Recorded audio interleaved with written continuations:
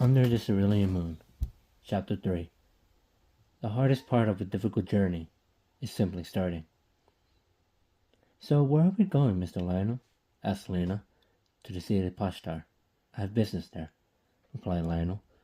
Are you sure I can tag along? Lena continued. Will you stay in the woods if I said no? Lionel countered. Lena shrugged. Lena opened her mouth to continue, but was cut off by a howl of a certain wolf who Lionel knows quite well. Alina froze but managed to retreat behind Lionel, grabbing onto his cloak, quivering. Stay behind me. Alina nodded as they continued through the forest. Dark shadows traveled through the trees, snapping trees and skipping rocks. The eerie howl arose again, circling around Lionel and Alina. Blurs of black and white fur mirrored each other in afterimages. Lionel unsheathed his sword from his back, holding it firmly, placing his thumb under the hilt. The pack leader revealed itself behind Lionel and jumping at Alina. Lionel! Alina screamed, crouching onto the ground, hands over her head. Lionel swiftly turned, drawing his blade, but noticed that there was no time, so he changed course, turning again to backstab the pack leader at his head with the butt of his scabbard. The pack leader, thrown across the snow, quickly got up to resume his attack. Running, the pack leader howled, calling forth the rest of his pack, hiding beneath the snow and behind the dense trees with the white fur. The only one not hidden was the pack leader with his black fur, making him the only one needed to be in front of attack, the instigator. The surrounding wolves encircled the two, starting their teeth, drool dripping to the ground. Slowly they crept forward, getting closer to them.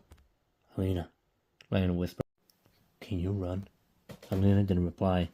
Lionel looked over to see Alina crouched onto the ground. She was shaking, eyes wide open in terror. She was mumbling incoherent words and noises. Lionel slowly walked backwards, while also kneeling down, attempting to reach Alina before the wolves could make their move. A split second later, all the wolves attacked at once. Lionel rushed forth his blade, slicing the two wolves in front of him completely in half. The remaining front wolves veered to the opposite direction, creating an opening. Lionel grabbed Alina, sprinting forward. Mommy, Daddy, please don't leave me. The pack leader barked and snarled to the other wolves to give chase. The dense trees provided cover for the blind spot wolf tags, but it hindered Lionel's movements, as his only option was forward. Lionel tossed Alina into the air as high as he could, making Alina scream. He then jumped from tree to tree at his bark, intending to catch Alina before she hit herself on the branches. Lionel catches her, resting on top, hoping they would leave. To his dismay, the wolves run up the tree, using their claws to dig into the bark, using the momentum for the push-off. Given their tremendous speed, ability, and strength, Lionel had little time to jump from the next tree before a wolf's teeth bared to enter the next branch. One after another, Lionel jumped branch to branch, escaping by the hair of the wolf's teeth each time. Landing onto the next branch, the pack leader lunged forward towards Lionel's blind side, destroying the branch. Lionel dropped to the ground, covering Alina in the process, falling onto his back, but made a last-minute roll, releasing some of the impact. Lionel checked to see if Alina was all right, only to see Alina was unconscious. He looked up to the wolves encircling him again. He laid Alina down and took a stance. He closed his eyes, waiting for the slightest rustles within the assemblages of the starling. A young male made a move, sliding to the left, lunging forward. Lionel released the sword, cutting off his left leg, finishing him off with a backswing cut. The rest joined with the pack leader, watching from behind. With ease, Lionel dodged each attack, countering with one of his own, cutting them in half, splaying their blood. Yet he did not deter. Using one of his severed legs, Lionel blinded one of the wolves, killing it and vertically slashing the wolf. The voice screamed and yips and howls as the fight continued on, with Lionel acting swiftly and according to his surroundings, using the trees as covers, launching pads for extra speed. As the final wolf charged, Alina woke up confused to her surroundings. She found Lionel facing off with the final wolf, aside from the pack leader, seeing pools of blood and severed corpses of the wolf pack. She was in awe and in fear, as she never knew he was capable of achieving such a feat. She watched as Lionel murdered the last wolf, leaving behind the pack leader. She recognized instantly who that was. Instantly she was filled with anger.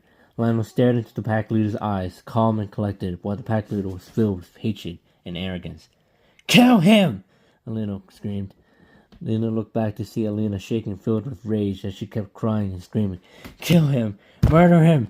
He deserved to die! The pack leader took opportunity, rushing forward, leaving Lionel to hasten the reaction, grabbing pack leader's snout, keeping his jaws from prying onto his own throat. Struggling to keep them apart, Lionel made a risk, letting go one hand to elbow his jaw to the side. It worked as the pack leader yelped, falling to one side. Lionel rolled to the opposite direction, getting ready to finally kill him, when Alina screamed as she saw the pack leader chasing after her. Lionel rushed as the pack leader jumped at Alina. She crouched, letting go 2 halves of pack leader pass through his sides, releasing blood on both sides of her body. Lionel landed behind leaning. He got up, releasing the blood of the wolves of his sword before sheathing. He proceeded to bow towards the divided corpses of the pack leader, then bowed to the rest of the wolves. He walked to Alina, shaken and frightened, unable to move. He kneeled with Alina looking up, showing her expression tears welling up. He placed his hands on her shoulder, releasing some of the pain within Alina, forcing her to cry relentlessly. "Thank you," she sobbed. "Thank you." Lionel, unable to move, sat with her, letting her tears cross his bite marks and wounds. End of chapter 3.